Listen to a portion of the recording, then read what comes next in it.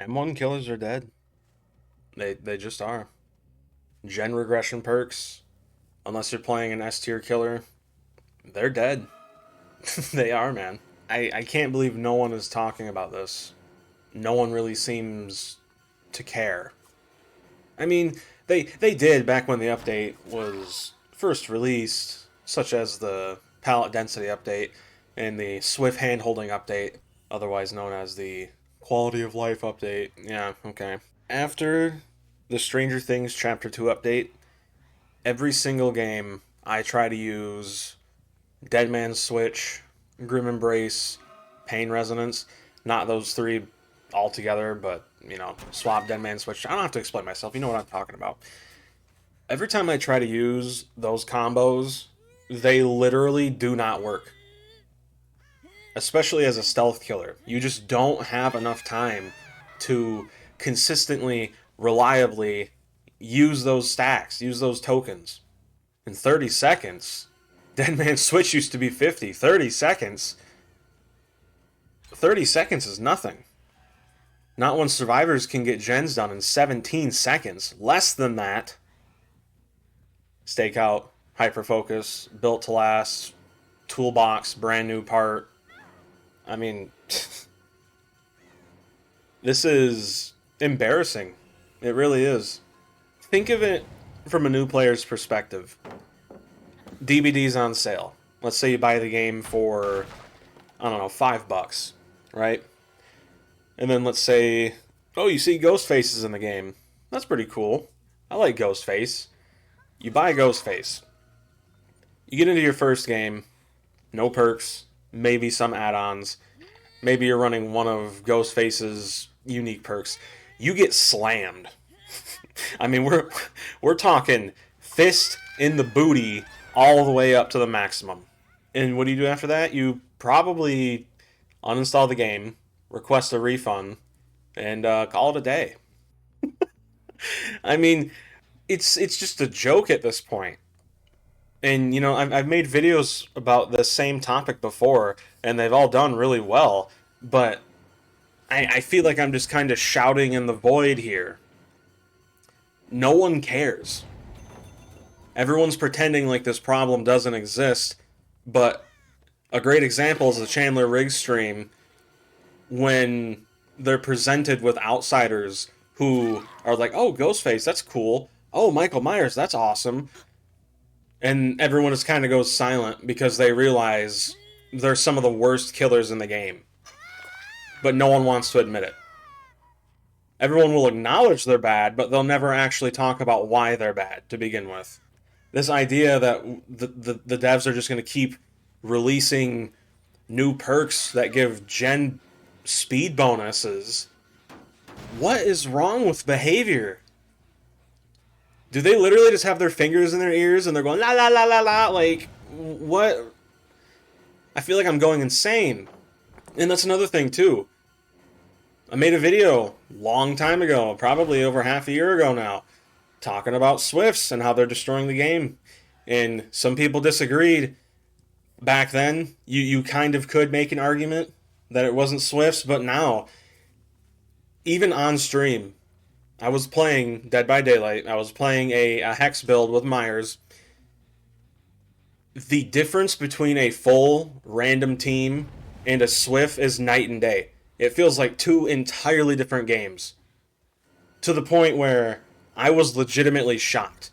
There were some games I was going against randoms, and it felt like I was going against brand new players, only to get to the end screen and see it was like a P50 plus. Like, I don't understand what's going on here. Because then you'll have games where you'll get 3 survivors on Death Hook and then just never see them again for the rest of the match. And then they all escape and they teabag, and it's like, I'm an M1 killer. What am I supposed to do? I have aura reading perks, but every time I try to read the aura, I just can't see them because they're in a locker, or they have comms and they're communicating my exact location and every action I'm taking. Like how are you even supposed to play this game as an M1 killer? Legitimately. In the year of our Lord 2026, how are you supposed to play this? Literally every queue is just a roll of the dice. Am I gonna absolutely curb stomp everybody, or am I gonna be the one being mutilated and violated and basically treated as a victim and not the killer? It's not even the perks that are the problem. I mean, they are a part of the problem, but they're not the problem. The problem is there's no fear. When I'm playing as Michael Myers, or just any killer in general, Myers isn't even in the game anymore, thank God, because this game is a shell of its former self, but when I'm playing as a killer, and I see survivors make mistakes mid-chase, out of genuine fear, that reminds me why I like playing the killer role. I'm actually scaring people. I am the monster, right? These survivors may not want to admit it, but the fear is why they play this game too. DBD it used to be a horror-esque game. So when I play it and I get these moments of almost a time capsule, it makes me want to continue playing it. But the problem is, when I queue up for another game, I already know in the back of my head, this next game is going to be a complete pushover. It's going to be horrible. The fact that survivors can get 3 gens done in literally your first chase, I just quit. I do. I'm not ashamed to admit it. Why would you be? I mean, I literally had a game not too long ago as the Trapper on stream. I was playing the game as the Trapper. Can you guess what happened? I ran around the map, pressed spacebar about 30 times, and they all teabagged at the exit gate and left. And then they had the audacity to trash talk. This game is... It can be saved. It can. There's an idea I've had in my head for a while now. I've mentioned it like in a brief, offhand section in the stream. I forget where. There needs to be limitations for Survive with Friends. Period. There needs to be 1 haste perk for every survivor. There can be 1 or 2 generator-related speed boost perks per group, right? And then aura reading 1 or 2 per group. And then miscellaneous, such as perks like Saboteur or anything like that, 1 or 2 per group.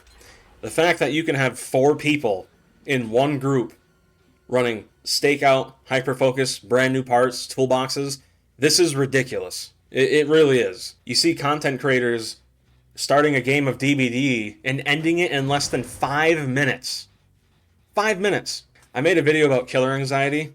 For me, this is not killer anxiety. It's just killer exhaustion. When I play a game of DBD, I want there to be high stakes. You know, I want there to ultimately be the last girl feeling, right? Where there's 1 survivor left and it's a race to see who can get to the exit first, right? That's how old DBD felt. It was an amazing feeling. It felt like a slasher movie. It did.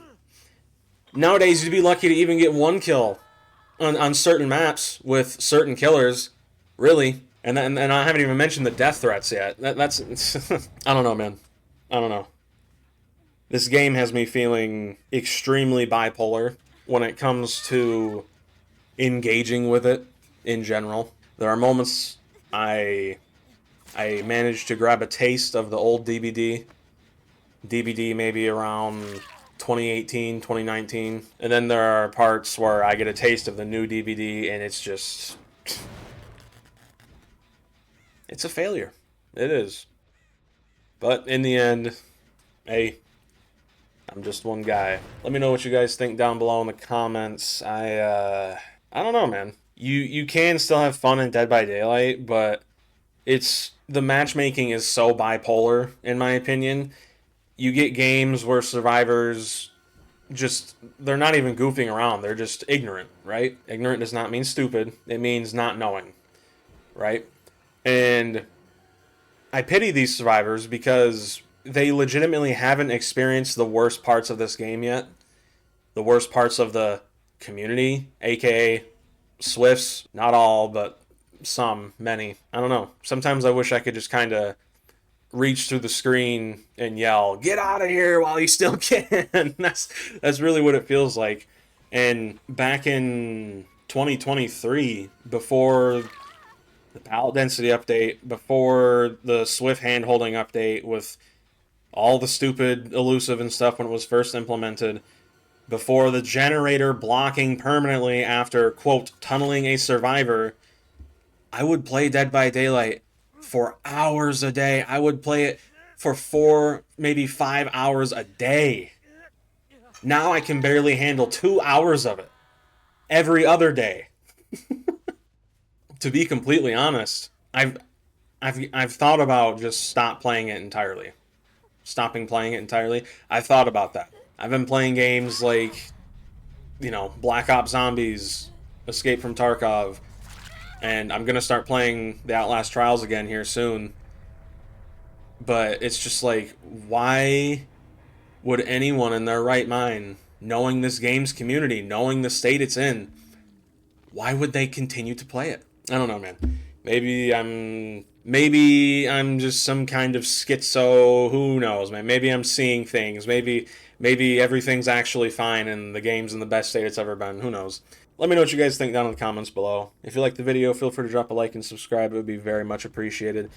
But other than that, my friends, I hope you all take care. God bless. Stay off this game as much as you can. Peace.